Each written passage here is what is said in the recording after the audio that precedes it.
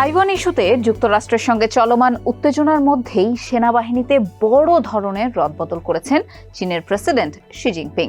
ভূ রাজনৈতিক বিশ্লেষকরা বলছেন যে এক দশকের মধ্যে চীনের সেনাবাহিনীতে এত বড় পরিবর্তন আর হয়নি।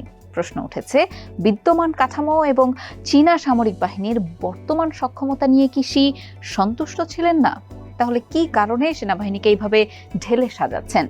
আল জাজিরার একটি বিশ্লেষণধর্মী প্রতিবেদনের আলোকে আমরা এইসব প্রশ্নেরই উত্তর খোঁজার চেষ্টা করব আজকের প্রতিবেদনে। আপনাদের সাথে আছি আমি মোহনা হোসেন। চীনের সেনাবাহিনী পুনর্গঠনের সবচেয়ে অপ্রত্যাশিত উপাদান ছিল স্ট্র্যাটেজিক সাপোর্ট ফোর্স বা এসএসএফ নির্মূল করা।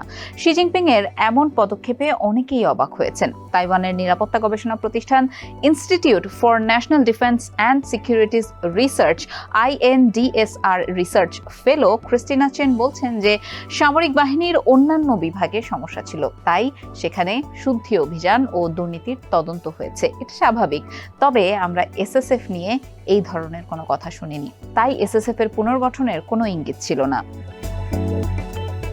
এই এসএসএফ গঠনের সঙ্গে শি নিজেই যুক্ত ছিলেন। 2015 সালে চীনের সেনাবাহিনী পুনর্গঠনের সময় তিনি এই বাহিনীটি গঠন করেন।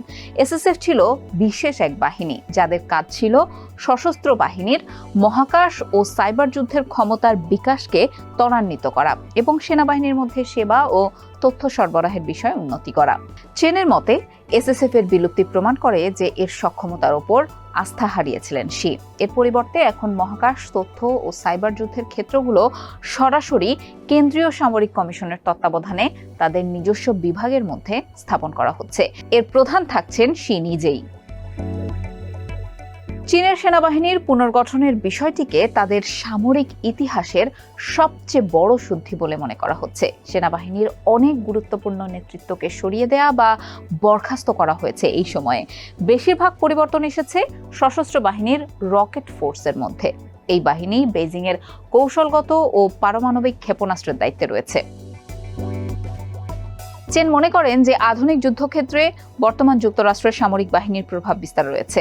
বেইজিং এখন এই ক্ষেত্রে যুক্তরাষ্ট্রের সমকক্ষ হতে চায়, তাই তারা সেনাবাহিনী পুনর্গঠন করছে।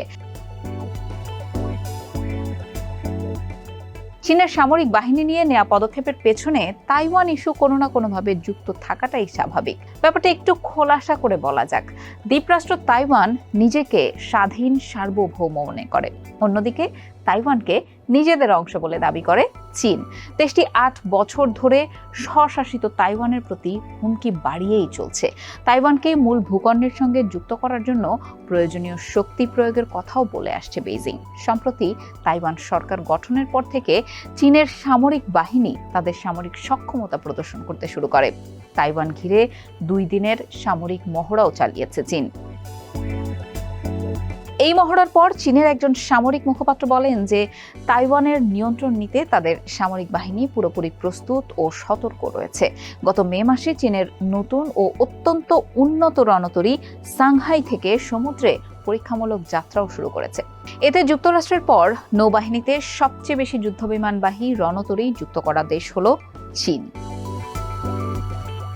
ইতোমধ্যেই দক্ষিণ ও পূর্ব চীন সাগর এবং তাইওয়ান প্রণালী ঘিরে ওয়াশিংটন ও বেইজিং মুখোমুখি অবস্থান নিয়েছে।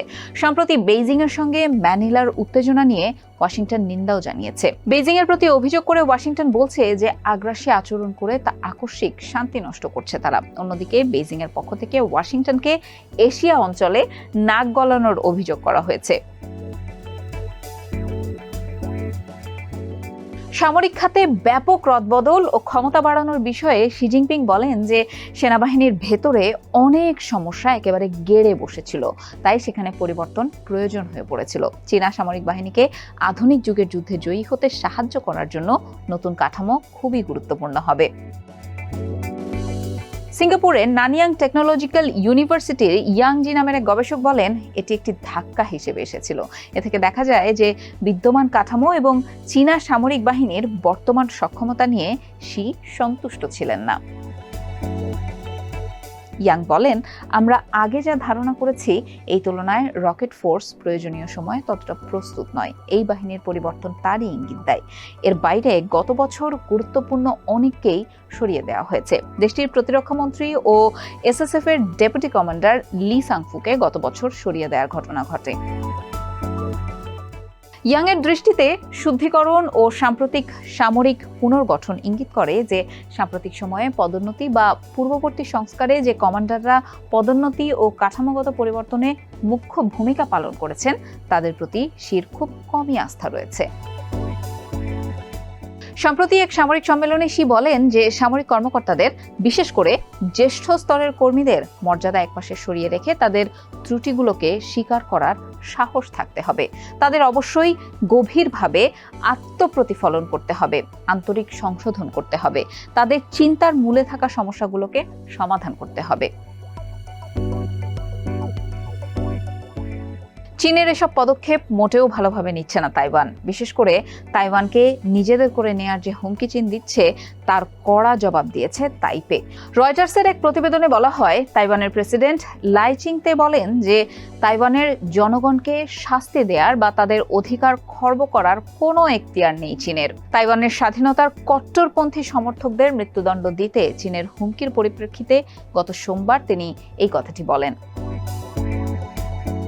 তাইপেতে প্রেসিডেন্টের কার্যালয়ে লাই চিং সাংবাদিকদের বলেন যে চীনের উচিত তাইওয়ানের বৈধভাবে নির্বাচিত সরকারের সঙ্গে কথা বলা এবং দেশটির অস্তিত্ব স্বীকার করে নেওয়া। তা না হলে দুই পক্ষের মধ্যে সম্পর্ক আরও খারাপ হবে।